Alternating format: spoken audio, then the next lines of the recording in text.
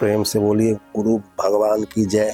देवियों एवं सज्जनों, फिर अगले भाग में उपस्थित हूँ। तो मनुष्य का जन्म तो बहुत अनमोल है, लेकिन लोभ बहुत है। यही लोभ इस अनमोल जन्म को भी खा जाता है। माया का चक्र जो है इस अनमोल जीवन को मिट्टी में पलित कर देता है। समय तो जाते ही रहता है, लेकिन काम नहीं हो पाता है। और इंद्रियों को सुखी करने में मनुष्य अपना सारा जीवन व्यतीत कर देता है, लेकिन अंत में इंद्रियां कभी सुखी होता ही नहीं। अग्नि कभी सुखी हुआ है जो इंद्रियां सुखी होगा?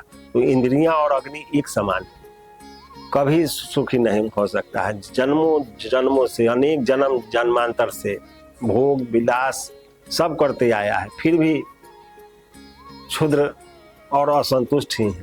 क्षुद्र वृत्तियां भरी पड़ी।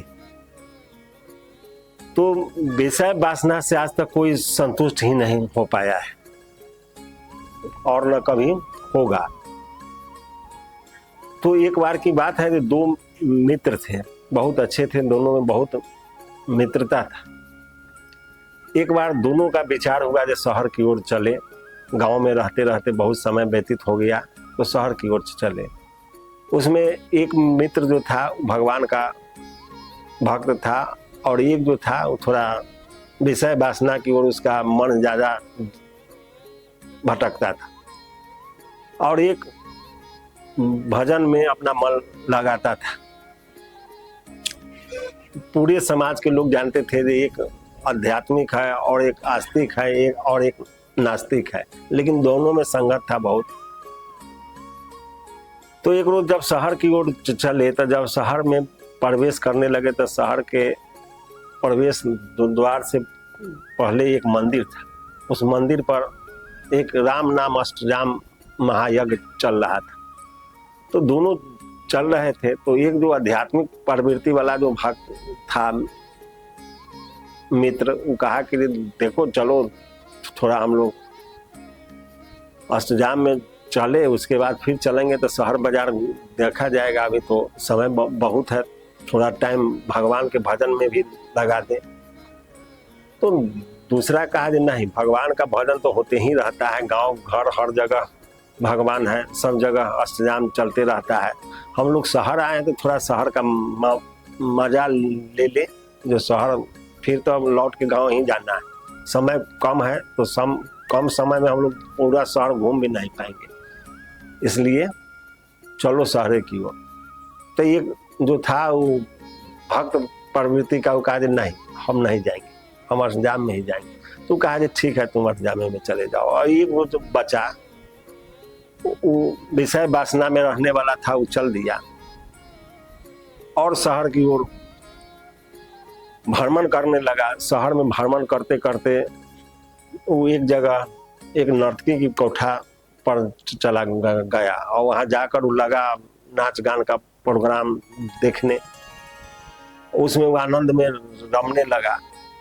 और दूसरा जो था यहाँ अष्टजाम में था, तो दोनों अपना अपना काम में लगा हुआ था। लेकिन जो अष्टजाम में था वह सोचने लगा कि बेकार अष्टजाम में बैठ गए, यदि जाते उसके साथे तो हम भी शहर बाजार में घूमते, थोड़ा शहर का मजा लेते और आनंद आता ही। अष्टजाम में बैठ गए, बेकार समय व्यतीत हो रहा है। वो ठीक है कहा था कि अष्टजाम तो हर जगह होता है, शहर में फिर आने का मौका कब मिले न मिले, इस सोच करके वो अष्टजाम कर रहा है, लेकिन उसका मन बाजार की ओर है। और वो जो नर्तकी के पास जो नाच गान देख रहा था, उसका मन हो रहा था कि वो बेकारे चले आए, नाच गान में धन भी खर्च हो गया, इससे कोई फायदा भी नहीं होगा। उससे अच्छा तो अष्टजाम में रहते तो भगवान का कुछ पुण्य भी मिलता, पाप भी कटता और कल्याण भी होता। अब दोनों अपने अपने मन से सोच रहे हैं। फिर दोनों जो है एक जगह मिल गए और वहां से फिर गांव की ओर आ गए। तो जब दोनों का जब एक समय के बाद जब मृत्यु हुआ, तो मृत्यु के बाद जब यहाँ से दोनों गए, तो वहाँ यमराज के पास जब लेके गया यमदूत, तो देखा कि ये चित्रगुप्त जी को बुलाया कि भाई इस दोनों का खाता बही लाओ। जब खाता बही आया तो जो अठजाम में था उसको घोर नरक, जो नाच गान में था उसको स्वर्ग था। तो अठजाम में जो था इसको बहुत चिंता में होने लगा, जो हम सब दिन अठजाम में गए, कभी गलत जगह गए ही नहीं, और सब दिन भगवान का भजन कीर्तन करते रहे, फिर भी हमको घोर नरक। और इस सब दिन नाच गान इधर उधर सांसारिक विषय वासना में रहा, तो इसको स्वर्ग। आखिर पूछा जी इसका कारण क्या है? तो धर्मराज बताए कि देखो, दिखावा करने का नाम भक्ति नहीं है। भक्ति भाव का विषय है, वो अंतर मन का विषय है। जब तक श्रद्धा नहीं होगा, समर्पण नहीं होगा, प्रेम नहीं होगा, तब तक दिखावा का भक्ति एक छलावा है, उसे कोई लाभ नहीं होने वाला है।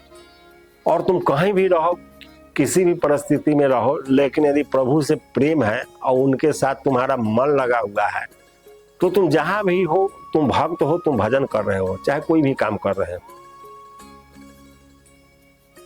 तो धर्मराज बताए कि ये तुम्हारा अष्टजाम में तुम था जरूर, लेकिन तुम्हारा मन उस शहरी चकाचौंध में भटक रहा था। तो तुम बल पूर्वक अपने इंद्रियों को हट पूर्वक रोके हुए था, इसलिए तुम दंभाचारी पापी है। बड़जोरी मन को रोक करके दूसरे दिशा में तुम लगा रहा है और भगवान का नाटक दिखा रहा है। जब भगवान के भक्त है तो इससे भक्ति नहीं ना होगा। तुम्हारा मन जहाँ है वहीं तुम हो। इसलिए कि भगवान श्री कृष्ण गीता में बताए हैं, अर्जुन को बताएं, जो अर्जुन यह मनुष्य श्रद्धा का पुतला है, इसलिए कि पुरुष श्रद्धामय है। इसका श्रद्धा कहीं ना कहीं जाके टिकेगा ही। पत्थर पानी भूत भवानी कहीं भी संसारिक विषय वासना प्रेमी प्रेम का कहीं जाके उसका मन जो है अंत में ठहरता है। और जहाँ उसका मन ठहर जाता है और उसका जैसा विचार होता है वैसा ही व्यक्ति होता है। तो जैसी वृत्ति वैसा पुरुष। तो अष्टजाम में बैठने से यदि तुम्हारा मन अष्टजाम में नहीं ठहरा हुआ था तो बेकार हो गया। वो तुम समय अपना बर्बाद करके और कुछ नहीं पाए, तुम पाप का अर्जन कर दिया। और यह विषय वासना संसारिक चकाचौंध में फंसते हुए में भी, यह नाच गान में फंसते हुए में भी इसका ध्यान हमेशा भगवान पर ही लगा रहा। जब भगवान की भक्ति छूट रहा है, भगवान की भक्ति हम ना ही कर रहे हैं, तो हर हमेशा इसके मन में भगवान भगवान भगवान भगवान ही चल रहे। इसलिए इसका सारा काम जो है यज्ञ रूप में हो गया, इसलिए ये पुण्य का भागी हो गया। और तुम्हारा सारा विचार गलत जगह चला गया तो तुम पाप का भागी हो गया। तो कहने का तात्पर्य है कि भक्ति दिखावा का विषय नहीं है, वह भाव का विषय है। आप कितना हूँ रूप रंग बदल ले, चंदन टीका कर ले, कितना हूँ शास्त्र का अध्ययन करे, लोगों को दिखावे, कुछ भी करे, तीर्थ बीरथ कहीं भी कुछ भी कर ले, लेकिन यदि भाव नहीं हुआ तो सब बेकार होगा। यदि भाव हो गया तो आप कहीं भी हैं तो वहां ईश्वर को आना पड़ेगा। इसीलिए कर से कर्म करे विधि नाना, ध्यान रहे जहां कृपा निधाना। तो आप कर्म करते चलिए और अपना ध्यान जो है ईश्वर के चरणों में लगाए रखिए, तो आपका उद्धार निश्चित होगा। सब काम यज्ञ के रूप में होने लगेगा। भगवान का भजन चिंतन स्मरण करते रहिए और अपने संसारिक सारे काम को करते चलिए। भगवान उसको सब प्रकार से बेड़ा पार करते चलेंगे और सारे काम यज्ञ के रूप में हो जाएगा और आप परम गति को प्राप्त कर जाइएगा। इसमें कहीं कोई संदेह नहीं है। इसलिए दिखावा छलावा से बचते हुए प्रभु के सच्चे मन से और प्रेम सहित, श्रद्धा सहित, आदर सहित उनको अपने हृदय में धारण करिए। ये मन भटकता ही रहता है, मन को कोई रोक भी नहीं सकता है। इस मन के दिशा को बदला जाता है।